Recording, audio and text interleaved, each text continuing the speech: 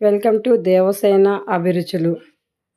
ఇప్పుడు మనము బీనీస్ పెసరపప్పు ముద్ద కర్రీ చేసుకుందామండి.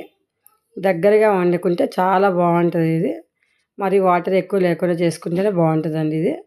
పిల్లలు అట్టి బీనీస్ చేశారంటే తినరు కాబట్టి ఈ విధంగా పప్పు వేసి వండి పెట్టేస్తే వాళ్ళు బీనీస్ తింటారు, మంచిగా తినేస్తారండి.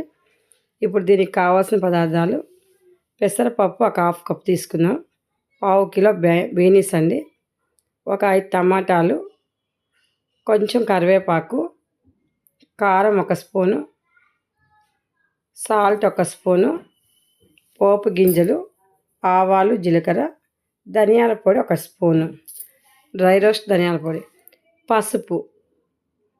ఇప్పుడు మనం ముందుగా స్టవ్ వెలిగించి స్టవ్ మీద కడాయి పెట్టుకొని కడాయిలో పెసరపప్పుని కొంచెం వేపుకోవాలండి. పచ్చివాసన పోయే వరకు వేపుకుంటే మంచి స్మెల్ వస్తుందండి, మంచి వేగిపోతుంది, మంచి బాగుంటుంది. చూడండి, ఈ విధంగా వేపుకుంటే సరిపోతుంది.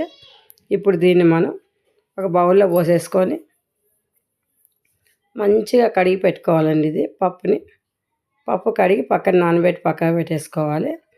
చూడండి, ఈ విధంగా వాటర్ పోసేసి కడిగి పెట్టేసేసుకుంటే ఇది కడిగి పక్కగా పెట్టుకున్న తర్వాత మనం ఇప్పుడు కూర ప్రిపేర్ చేసుకుందామండి. ఈ విధంగా శుభ్రంగా కడిగి పెట్టుకోవాలి.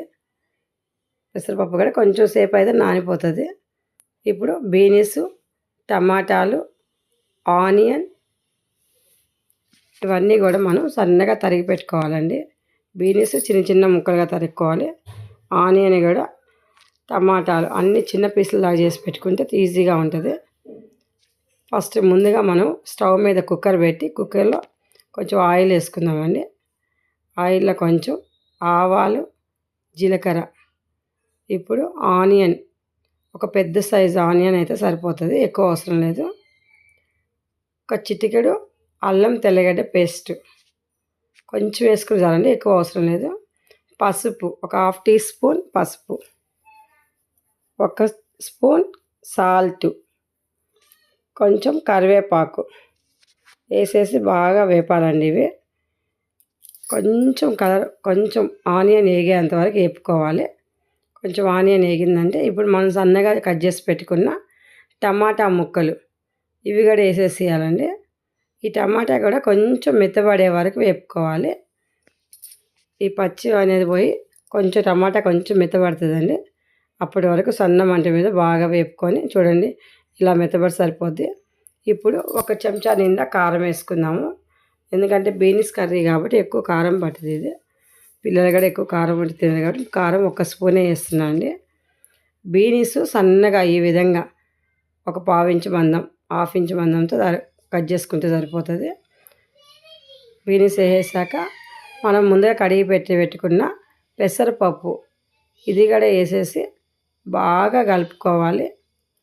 ఇవన్నీ కూడా ఉప్పు, కారం ఇవన్నీ కూడా ఈ బీన్స్కి పప్పుకి పట్టేటట్టు బాగా కలిపేసుకోవాలండి. ఇప్పుడు మనం డ్రై రోస్ట్ చేసుకొని దంచుకున్న ధనియాల పొడి 1 స్పూన్ నిండా వేసుకుంటే సరిపోతుంది. ఇది మంచి ఫ్లేవర్ని ఇస్తుందండి. ఇది చూడండి, ఈ విధంగా మొత్తం కలిపేసి ఇప్పుడు మనం తగినన్ని వాటర్, అంటే ఒక గ్లాస్తో 1 గ్లాస్ వాటర్ పోస్తే సరిపోతుందండి. పెసరపప్పు నానింది కానీ ఉడకలేదు కాబట్టి, పప్పు ఉంది కాబట్టి కొంచెం నీళ్ళు 1 గ్లాస్ వాటర్ పడతాయి. గ్లాస్ వాటర్ పోసేసి బాగా కలిపేసుకొని ఒకసారి టేస్ట్ చేసి చూసుకొని సాల్ట్ అన్నీ చూసేసుకొని కుక్కర్ మూత పెట్టేసేయాలండి. కుక్కర్ మూత పెట్టేసి ఇది ఒక 3 విజిల్స్ వచ్చే వరకు ఉడికించుకోవాలి. మరి మెత్తగా అయినా బాగుండదు, అలా అని ఉడకపోయినా బాగుండదు. 3 విజిల్ ఖచ్చితంగా 3 విజిల్ పెట్టుకుంటే సరిపోతుంది. ఇప్పుడు చూడండి, 3 విజిల్స్ పెట్టేసాము. బీన్స్ ఉడికిపోయిందండి. చూడండి, ఈ విధంగా ఉడికిపోతుంది కర్రీ. చూడండి, ఇట్లా చాలా బాగా ఉడికిపోయింది. ఇప్పుడు మనం సర్వింగ్ బౌల్లో తీసుకొని సర్వ్ చేసుకోవాలండి. లైక్ చేయండి, షేర్ చేయండి, సబ్స్క్రైబర్ చేయండి. కొత్తగా మా ఛానల్ చూసే వాళ్ళు ఎవరైనా ఉంటే తప్పనిసరిగా సబ్స్క్రైబ్ చేయడం మర్చిపోవద్దండి, ప్లీజ్ అండి.